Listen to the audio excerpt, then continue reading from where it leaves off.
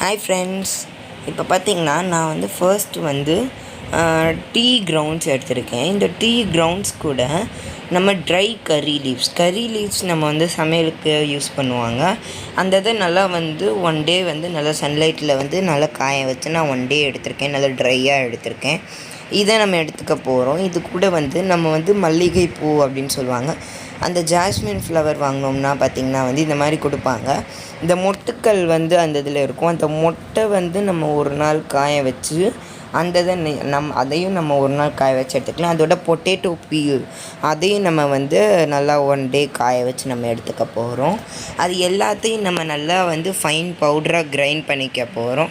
அது நல்லா fine powder ஆனதுக்கப்புறம் நம்ம வந்து அந்த டீ கிரவுண்ட்ஸ் கூட இந்த இதை ஆட் பண்ணிக்க போகிறோம். டீ கிரவுண்ட்ஸ் கூட ஆட் பண்ணிட்டு வேறு என்னெல்லாம் ஆட் பண்ணலாம், இல்லை இது மட்டும் போதுமா அப்படிலாம் கேட்கலாம்.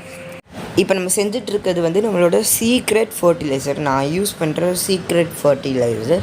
இப்போ பார்த்திங்கன்னா வந்து நெக்ஸ்ட் நம்ம என்ன ஆட் பண்ண போகிறோம்னு பார்த்திங்கன்னா, போன வீடியோவில் வந்து நான் எப்படி பனானா பீல்ஸை வச்சு எப்படி ஃபர்டிலைசர் மேக் பண்ண முடியும்னு சொல்லியிருந்தேன். அந்த ஃபர்டிலைசர் வந்து 2 to 3 ஸ்பூன்ஸ் வரைக்கும் நம்ம ஆட் பண்ணிட்டு அதையும் நம்ம இதில் ஆட் பண்ணிக்க போகிறோம்.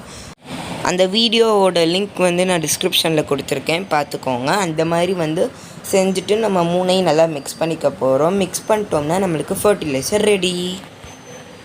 இப்போ நம்ம செஞ்சுருக்க ஃபர்டிலைசர் நீங்கள் யூஸ் பண்ணிங்கன்னா நம்ம பிளான்ட்ஸில் இருக்க ரோஸ் வந்து நல்லா டார்க் கலர்லையும் மொட்டுக்கள் நிறையா வரவும் பயன்படும். இந்த மாதிரி நீங்கள் வந்து கொத்து கொத்தாகவும் வர்றதுக்கு பயன்படும். பாய்.